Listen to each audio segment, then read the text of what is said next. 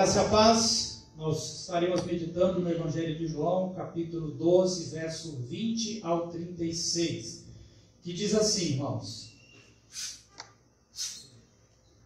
Ora, entre os que subiram para adorar durante a festa, havia alguns gregos. Estes, pois, se dirigiram a Filipe, que era de Betsaida, da Galileia, e lhe rogaram: Senhor, queremos ver Jesus. Filipe foi dizê-lo a André, e André e Filipe o comunicaram a Jesus. Respondeu-lhes Jesus: É chegada a hora de ser glorificado o Filho do Homem. Em verdade vos digo, se o grão de trigo caindo na terra não morrer, fica ele só, mas se morrer, produz muito fruto.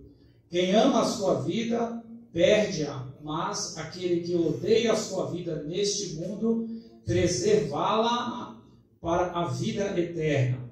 Se alguém me serve, siga-me, e onde eu estou, ali estará também o meu servo. E se alguém me servir, o Pai o honrará. Agora está angustiada a minha alma. E que direi eu? Pai, salva-me desta hora. Mas precisamente com esse propósito vim para esta hora. Pai, glorifica o teu nome. Então veio uma voz do céu: eu já o glorifiquei e ainda o glorificarei. A multidão, pois, que ali estava, tendo ouvido a voz, dizia ter havido um trovão. Outros diziam: foi um anjo que lhe falou. Então explicou Jesus: não foi por mim que veio esta voz, e sim por vossa causa.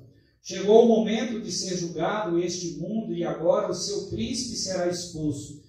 E eu, quando for levantado da terra, atrairei todos a mim mesmo. Isto dizia, significando de que gênero de morte estava para morrer.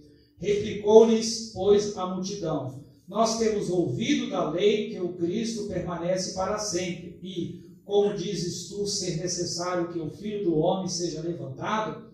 Quem é esse Filho do Homem? Respondeu-lhes Jesus: ainda por um pouco a luz está convosco. Andai enquanto tendes a luz, para que as trevas não vos apanhem. E quem anda nas trevas não sabe para onde vai.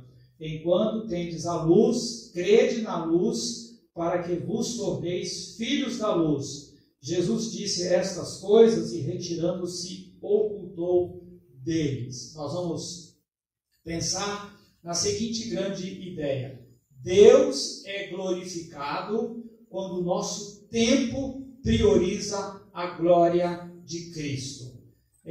Na última mensagem nós falamos sobre a entrada de Jesus em Jerusalém, que nada teve de triunfal, pelo contrário, o que havia era a perturbação no coração de Jesus, que havia era tristeza, pois havia chegado a hora de consumar o que ele veio para fazer, ou seja, morrer pela humanidade. Então, nesse sentido, era também um período de cumprimento profético, cumprir-se aquilo que foi dito nas Escrituras, no Antigo Testamento, a respeito deste momento. Então, aqueles dias eram dias que precediam a festa da Páscoa. Judeus de todos os lugares iam para Jerusalém para comemorar a Páscoa, data que comemora, que celebra a libertação da escravidão do Egito. Mas não eram somente eles que iam à festa. No verso 20, que a gente acabou de ler, o primeiro versículo, diz: entre os quais haviam ido à festa para adorar, estavam alguns gregos. Quem eram esses gregos, igreja? Provavelmente aqui se refira aos gentios de língua grega. Possivelmente eram gregos que estavam confiando as suas vidas ao Deus de Israel, que estavam crendo na palavra de Deus, na lei e nas palavras de Jesus, o Filho do Homem. Eles possivelmente ainda não haviam se tornado parte da comunidade judaica. Por isso podiam ir à festa, mas não podiam fazer certas coisas.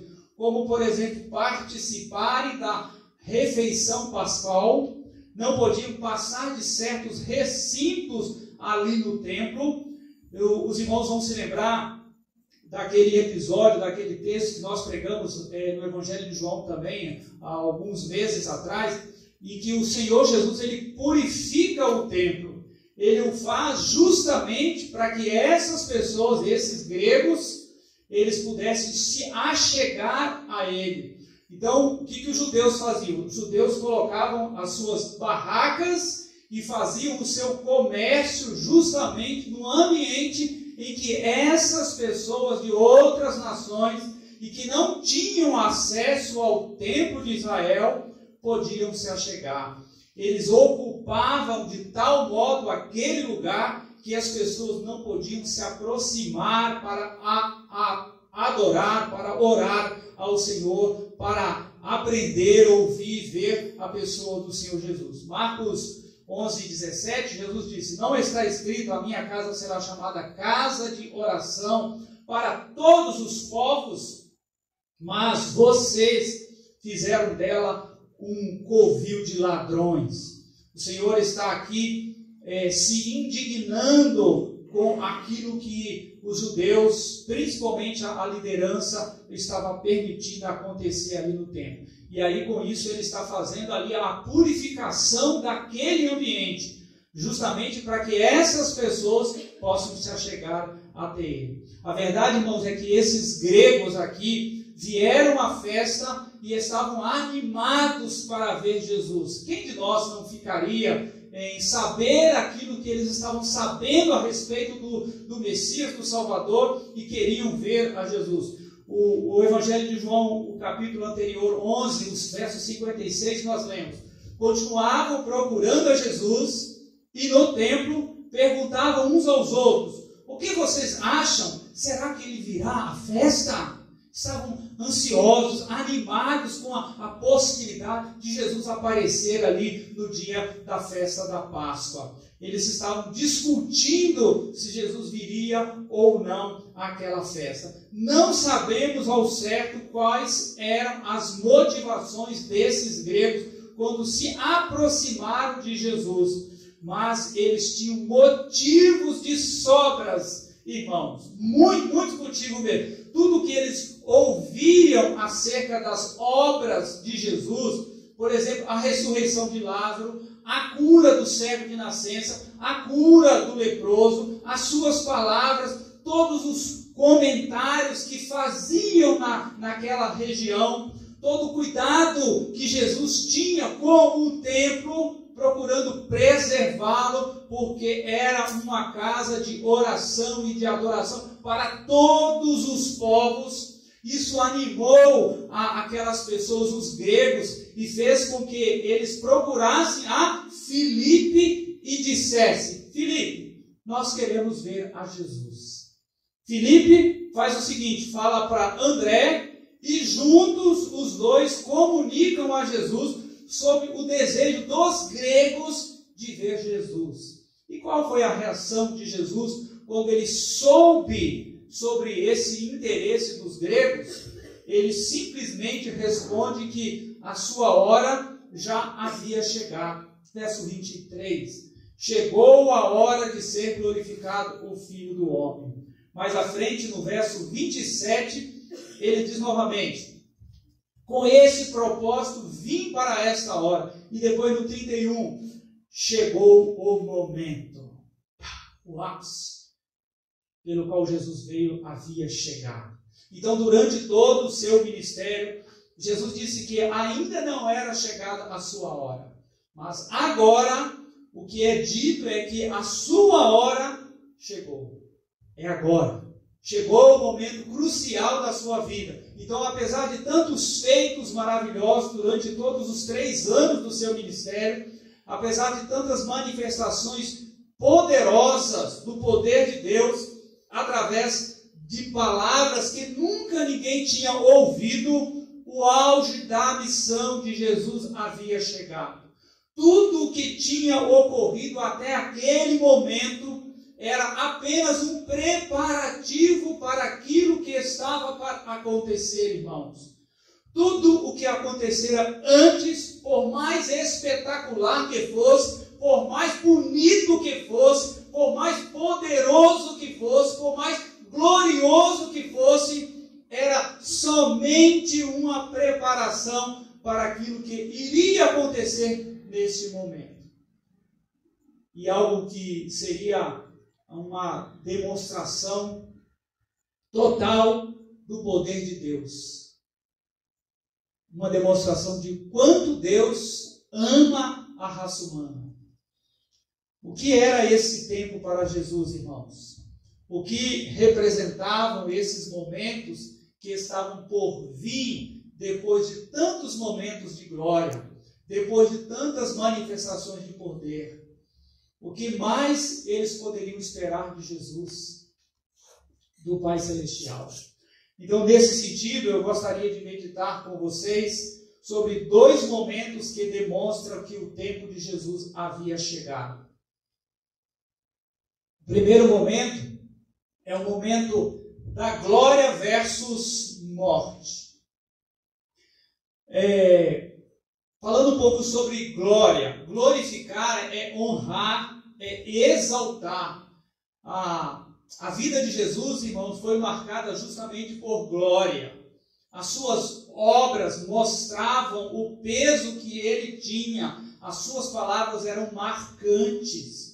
O verso 28, podemos ler: Pai, glorifica o teu nome. Então veio uma voz do céu: eu já o glorifiquei novamente. Note que Jesus tem aqui uma expectativa de que o seu nome, de que o nome de Deus seja glorificado. Esse momento era o momento da sua glorificação. Jesus, ao longo de sua vida, tinha manifestado a glória do Pai, a glória do amor do Pai, a glória dos seus propósitos, das suas manifestações, da sua pessoa, mas ainda existia um momento agora, um momento todo especial, um momento de glorificação dele próprio. Que tempo era esse, irmãos? Esse tempo de glória também era um tempo de morte. O verso 24 diz: digo-lhes verdadeiramente que se o grão de trigo não cair na terra e não morrer, continuará ele só. Mas se morrer, dará muito fruto. No 32 e 33, mas eu, quando for levantado da terra, atrairei todos a mim. Ele disse isso para indicar o tipo de morte que haveria de sofrer. O que Jesus está querendo anunciar aqui, irmãos, para aquelas pessoas com a figura do trigo e do pão, é que ele iria morrer. Ele se apresenta aqui nesse momento como um grão de trigo. Para aqueles gregos, isso fazia sentido, porque na mitologia grega, o trigo representava a vida. Quando Jesus está falando com aqueles gregos e aos outros ouvintes, que o estão ouvindo ali, ele está dizendo: se eu pegar um grão de trigo e o guardar, não dará em nada. Mas se eu plantar esse grão de trigo, ele vai morrer, mas depois que ele morrer, ele vai produzir muito fruto. Os versos 32 e verso 33, ele explica o que ele está querendo dizer. O Filho do Homem vai se levantar, ou vai ser levantado. Ele está referindo ao tipo de morte que ele vai ter. Ele vai ser crucificado. Ele está dizendo, antes da sua morte, ele já está dizendo isso, que ele vai morrer. E como ele vai morrer, este era também um momento de tristeza para Jesus, um momento de agonia, como diz o próprio texto, um momento de perturbação para ele. No verso 27, temos as seguintes palavras de Jesus: agora meu coração está perturbado, e o que direi? Pai, salva-me desta hora?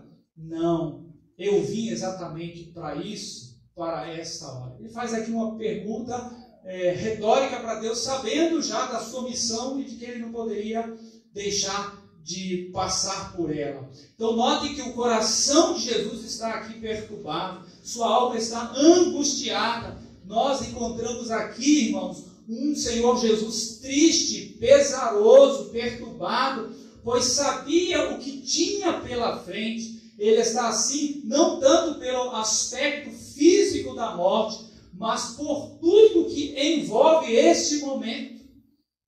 O livro de escritor aos Hebreus, lá no 5:7, ele nos diz o seguinte: Jesus, nos dias da sua morte, ou nos dias da sua carne, tendo oferecido com forte clamor e lágrimas, orações e súplicas a quem o podia livrar da morte. Jesus, então, naquele momento de consciência do que vai enfrentar, ele teme, irmãos, ele teme. E isso não é por causa do sofrimento físico, volto a dizer, que ele estava por vir. Pois, ao vermos a reação de Jesus diante do sofrimento físico, nós percebemos que ele não reage, ele não chora, ele não grita, não esperneia, ele não protesta, mas ele se sujeita como uma ovelha que vai para o matadouro. No entanto, Jesus está temeroso, pois ele, que vive em plena comunhão com o Pai, no relacionamento, na pureza, na santidade, irá receber neste momento os pecados e a condenação de toda a humanidade sobre si. Então, volto a dizer, o temor não era em relação ao aspecto físico da crucificação, mas em relação à questão espiritual, a tudo aquilo que ele iria receber naquele momento. Isso significa que ele seria separado de Deus, como diz Paulo lá em Filipenses 2, como qualquer pecador está separado de Deus, sua comunhão seria cortada, ele seria o grande teor, este seria o grande teor do seu sofrimento. Ele sabia que seria um momento de dor espiritual, de vergonha espiritual, de desqualificação pelos pecados, de quebra de santidade. E nesse momento, ele está pedindo com lágrimas, com perturbação, com temor, com súplicas. Ele está pedindo ao Pai que, se possível, passe dele esse cálice. No entanto, Jesus opta por ser obediente ao seu Pai para cumprir o propósito da sua vinda. O que significa esse momento tão glorioso de Jesus? Significa que ele foi obediente até a morte, pois veio para isso, e ele disse: eu vim para esse momento. O que é essa hora, esse tempo de Jesus, a sua glorificação, a sua agonia, a sua morte, o seu sofrimento, tem representado para você, meu querido irmão e amigo que está nos ouvindo agora? Qual a importância você tem dado à glorificação de Cristo? Qual resposta você tem dado a Deus por ter sacrificado seu Filho por você? Qual a resposta? Que tipo de vida cristã você tem vivido? Que tipo de relacionamento você tem vivido com Deus? Nós estamos falando sobre dois momentos que demonstram que o tempo de Jesus havia chegado. O segundo momento é o momento propriamente dito do julgamento versus libertação. No verso 34, nós lemos: a multidão falou, ouvimos na lei que o Cristo permanecerá para sempre. Como podes dizer, o Filho do Homem precisa ser levantado? Quem é este Filho do Homem? Eles não entendiam. Então, de acordo com o texto, parece que a glorificação de Cristo, que envolvia a sua morte, era de alguma forma contraditória para aquela multidão, porque eles não estavam conseguindo compreender. Jesus apresentava, depois de tantos milagres, tantas obras fantásticas que ele fez em toda a sua vida, tantas expressões de amor, tantos ensinos profundos e preciosos. Ele fala que existe um momento de glória que está por vir, e agora é a hora. A hora havia chegado. Aquele povo, debaixo do domínio romano, esperava sim a promessa de Jesus, a promessa de ele ser o Messias, aquele que iria libertar a nação, aquele que viria para reinar em Israel. Eles esperavam esse rei, eles esperavam aquele que iria dominar e libertar aquele povo. Eles esperavam que ele fosse aquele que viria como descendente do rei Davi, conforme 2 Samuel 7,13, que diz que viria um descendente de Davi que estabeleceria o seu trono para sempre. Eles esperavam que Jesus cumprisse a promessa do Salmo 89:37, que diz que ele será estabelecido para sempre como a lua e fiel como a testemunha no espaço. Essas duas expressões de estabelecer o trono para sempre e cumprir essa promessa, estabelecendo para sempre como a lua e fiel como a testemunha no espaço, causava confusão por falta de discernimento, por falta de entendimento em relação àquilo que Jesus falava. Como eles podiam conciliar esta promessa de morte com a promessa de um rei vitorioso?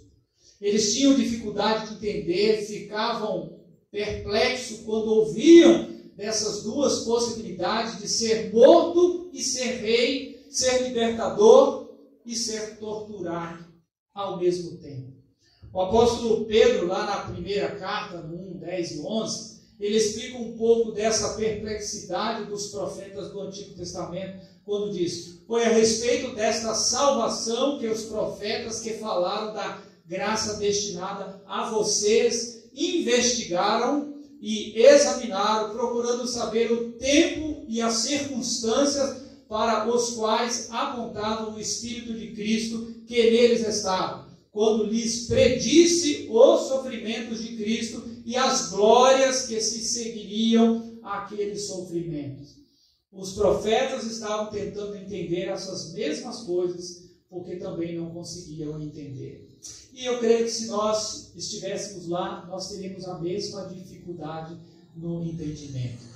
Então, apesar de ser um tempo de perplexidade para aquele mundo, também era um tempo de julgamento. Verso 31 nos diz: chegou a hora de ser julgado este mundo, agora será expulso o príncipe deste mundo. Ele não está falando de um julgamento em que vai retribuir a cada um aquilo que fez ou até deixou de fazer. Ele está falando de um julgamento que ia acontecer lá na cruz, o julgamento do pecado de toda a humanidade. Jesus, quando fosse colocado naquele madeiro, estaria recebendo o pecado de todas as pessoas, e Deus, conforme o profeta Isaías diz, 53:10, se agradou em moê-lo, fazendo-o enfermar. Por causa de quem? Por causa de nós, por causa de toda a raça humana.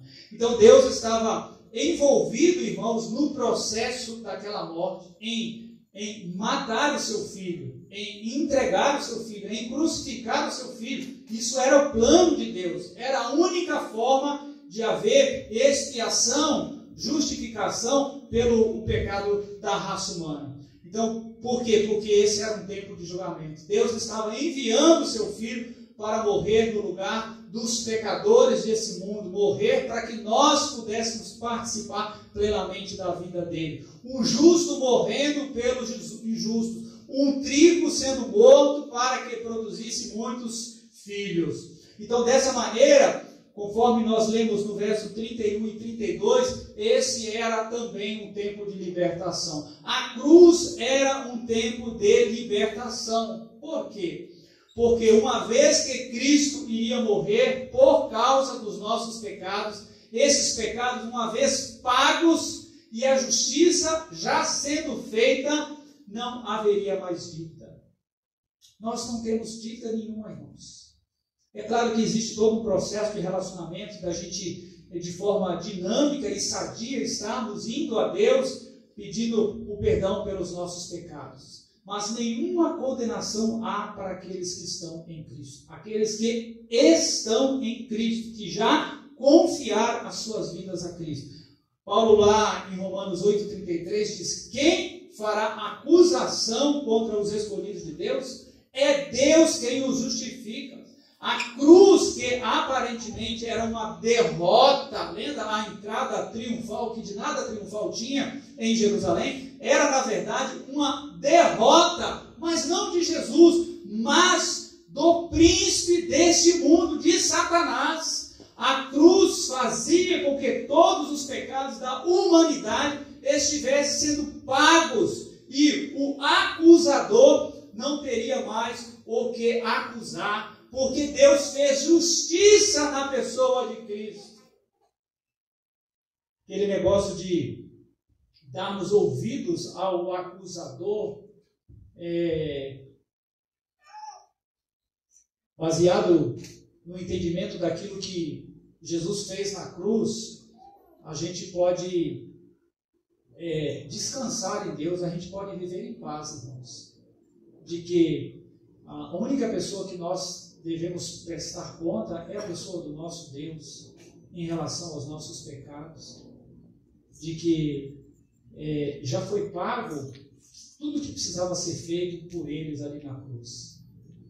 Portanto, dentro da dinâmica, da disciplina espiritual, de confessar, de orar ao nosso Deus, a gente pode descansar em relação a isso, porque a gente tem um Deus que é um Deus perdoador, um Deus que nos justifica a todo momento. Voltando um pouco no Evangelho de João, no 8,34, nós vemos: todo aquele que vive pecando é escravo do pecado. Sabemos, irmãos, que de fato quem vive embaixo do pecado é escravo dele. Mas, por outro lado, encontramos uma promessa ali, que Jesus está para cumprir a partir desse momento da sua morte. O verso 36, portanto, se o Filho os libertar, vocês de fato serão livres. Essa é uma promessa clara do nosso Deus. Uma vez que eu creio nesse Jesus que morreu na cruz por mim, que pagou por todos os meus pecados, eu creio que a justiça de Deus foi plenamente satisfeita. Por isso eu sou liberto. Liberto das investidas, das acusações, das artimanhas de Satanás. Então, dessa maneira, esse tempo de libertação também era para o mundo, e como é para nós, um tempo de escolha. O verso 35 diz: por mais um pouco de tempo a luz estará entre vocês. Andem enquanto vocês têm a luz, para que as trevas não os surpreendam, pois aquele que anda nas trevas não sabe para onde está indo. Você tem escolha. Diante da luz manifesta em Cristo, você pode escolher por onde você deve andar, como você deve andar. O homem tem escolha. O homem escravo do pecado, ele não tem nenhuma escolha. Ele nem sabe aonde ele está tropeçando. Ele não sabe.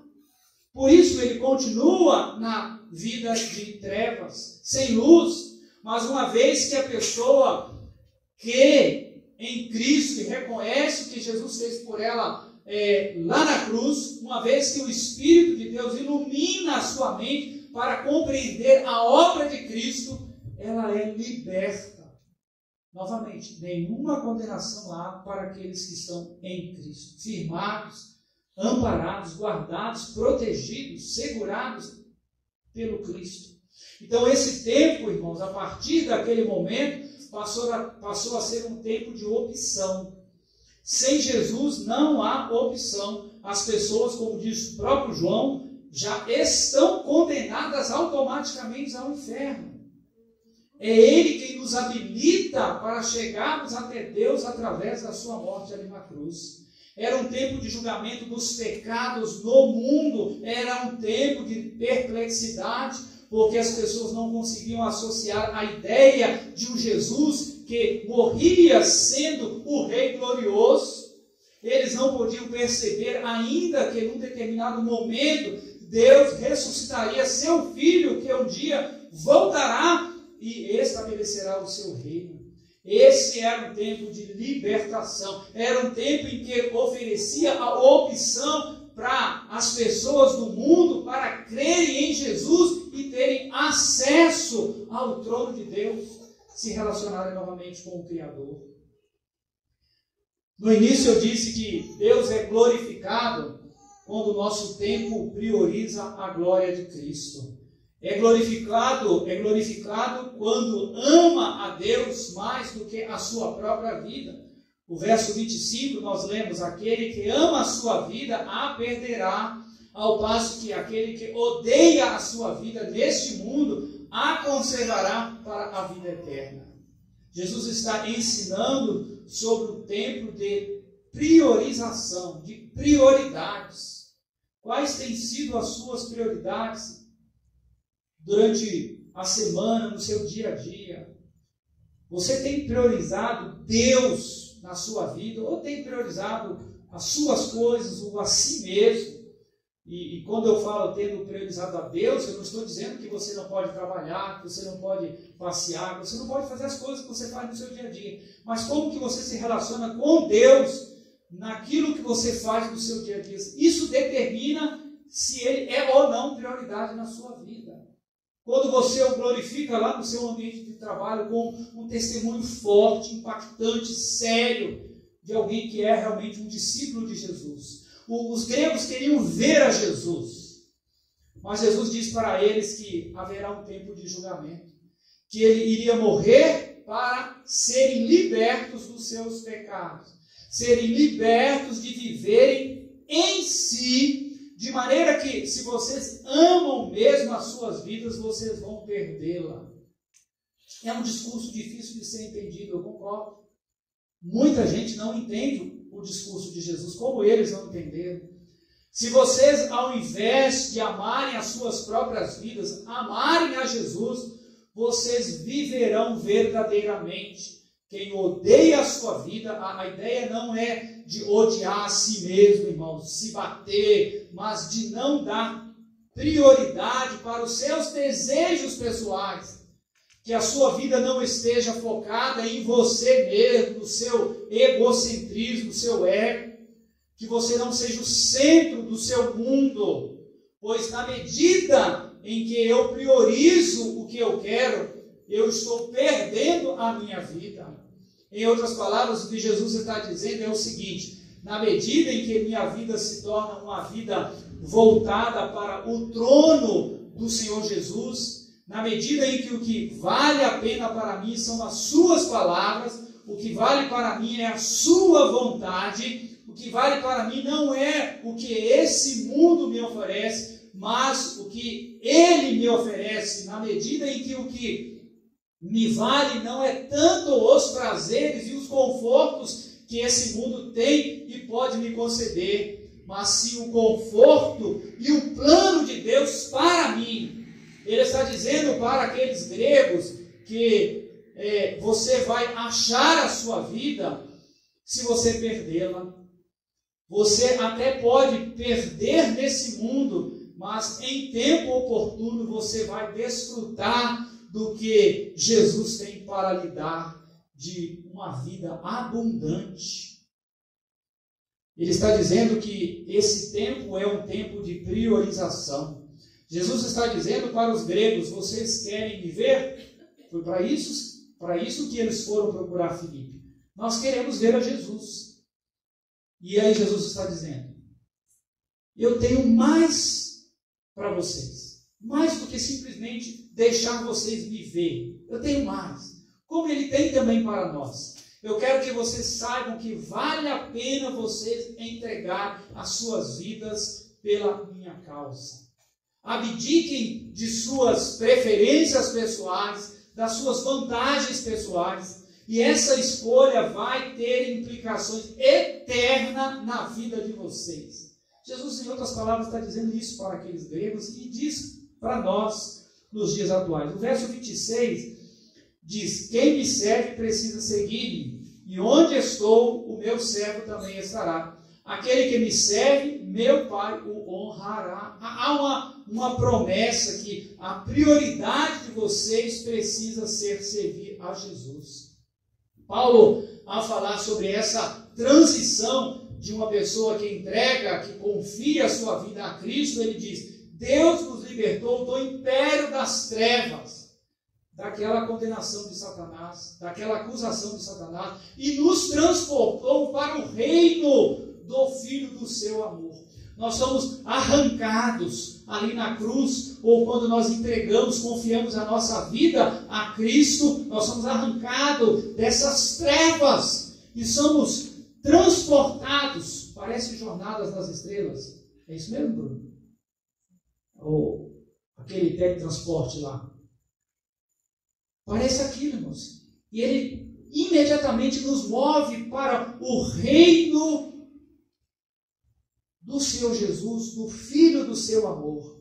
Gálatas 5, o apóstolo Paulo nos diz: foi para a liberdade que Cristo nos libertou. Portanto, permaneçam firmes e não se deixem submeter novamente ao jugo de escravidão. Qual jugo é esse? O jugo de Satanás, irmãos. Onde ele rege, domina, governa a vida das pessoas. Onde ele quem determina as escolhas, os passos das pessoas. O andar nas trevas. Uma vez que fomos libertos pelo Pai, o alvo é que agora sejamos servos de Jesus e não nos sujeitemos de novo à escravidão do pecado. Jesus tomou a cruz que nos pertencia. Foi para aquele madeiro e tomou sobre si os pecados que não lhe pertenciam. Ele morreu naquela cruz por nossa causa. O alvo de Jesus é resgatá-los. Por isso, ele os está chamando para servi-los. Aquele que me serve, meu Pai o honrará. Se você escolher servir fielmente, com toda a obediência à sua palavra, e não pode ser algo parcial, como falamos anteriormente, ele está prometendo que ele vai honrar a sua vida. Jesus, com o seu sofrimento, com a sua morte, está honrando e glorificando o nome do Pai através de uma obediência incondicional. Por isso, é um tempo de escolha nossa, irmãos. Jesus estava diante da hora da sua morte, diante da gloriosa morte que resgata o homem, que resgata você para ser parte do reino de Deus. E aí, cabe aqui uma pergunta. O que você tem feito com a sua vida? O exemplo de Jesus nos convida a fazermos o mesmo, a nos oferecermos obedientemente a Ele, crendo que Ele morreu por nós e crendo que o melhor que temos para nós, na condição de filhos de Deus, é obedecermos ao Pai Celestial. Que Deus nos abençoe e que o nome de Cristo seja glorificado através da sua vida. Que você perca a sua vida para poder, em Cristo, ganhá-la. Amém?